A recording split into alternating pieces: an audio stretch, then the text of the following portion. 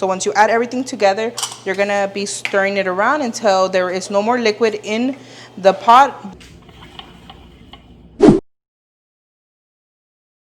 Hey my future saints, I'm Ellie and welcome back to One World Saints, while we're gonna learn about the saints while discovering new flavors. Alright, so we're gonna be doing a Mexican dish called Morisqueta, specifically originated from Michoacan, which is where our saint is from.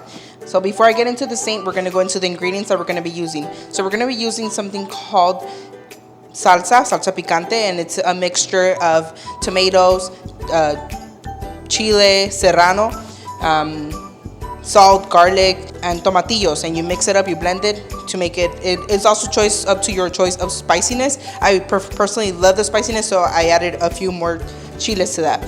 As well, we're gonna be using pepper, garlic salt, or regular salt. I like garlic salt because I prefer garlic.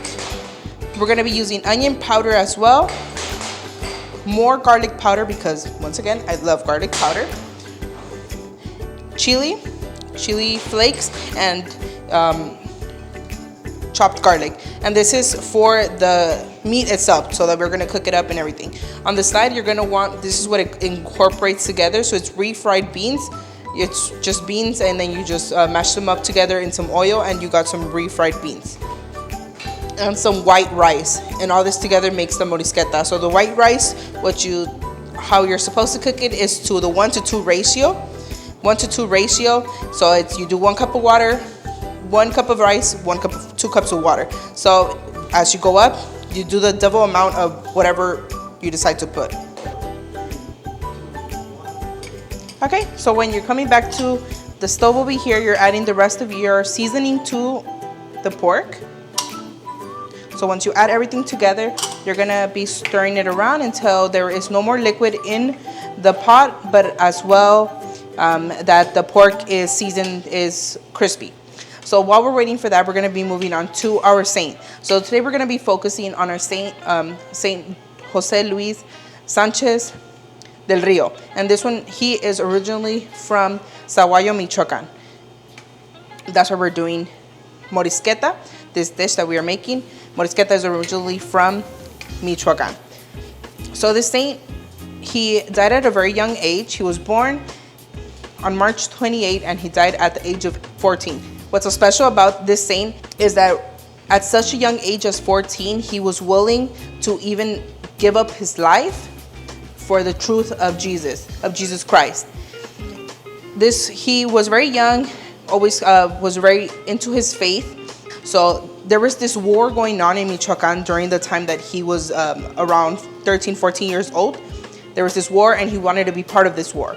But because he was too young, they didn't want to let him in. He talked to the general at the time. He was like, no, I really want to participate in this war. So finally, after so much convincing, they finally let him be part of the war. He went to war, and during this war, they were gaining up on his side of the people. So his general at the time, he finished all his bullets in his gun. So he decided to give up his gun for his general. And basically he was without gun now. So he was continuing to go along this war.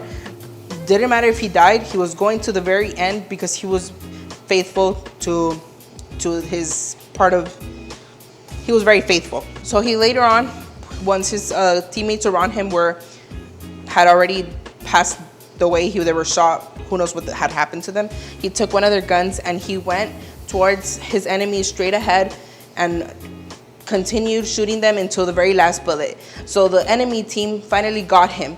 They got him and they put him in a prison, and they had him captured. So during his time he was captured, during the whole time they were telling him that, okay, we will let you go if you renounce Jesus and you say that he's not real and all these things. But because his faith was so strong, he was like, no, why am I gonna say some lies? So they tortured him, they tore his limbs, they tortured him very bad, which I think if we look to it now, like once something small happens to us, we're almost dying. But yet he to the point where he had missing limbs, he was being tortured I'm pretty sure he was spat on, and so much stuff that he was being abused. And just one simple thing, he could have just simply said, okay, I renounce Jesus Christ and I will be saved. But no, he's like, no, that's not true. So he was killed once he said, no, that is not true. Viva Cristo Rey. And that's what he is very remembered for. And I think that's just, we're supposed to take that in consideration ourselves, because someone's such a young age of 14 to be able to say, to no matter what others are going to tell you, and to continue in the path of God. Many times us as 13, 14-year-olds, we want to give up. If someone tells us, oh no, that's wrong, okay, we're gonna not do it, and we're gonna rather be part of the group than go against the current. So we should look up to him, because him at such a young age of 14, he decided to give up his life for the truth, and the truth itself is Jesus Christ. So he is the patron saint of all young adults, young teens, young children, and we should keep looking up to him. Okay, so this is the most important part. This is your plating part of the step. So you already have your rice made and you have your beans made, and we just finished to making our pork with chili sauce together. So what you do is you first want to put your rice at the very bottom of your plate. So you put some. It's obviously up to your own how much quantity you like. I personally love rice. Then you put your beans,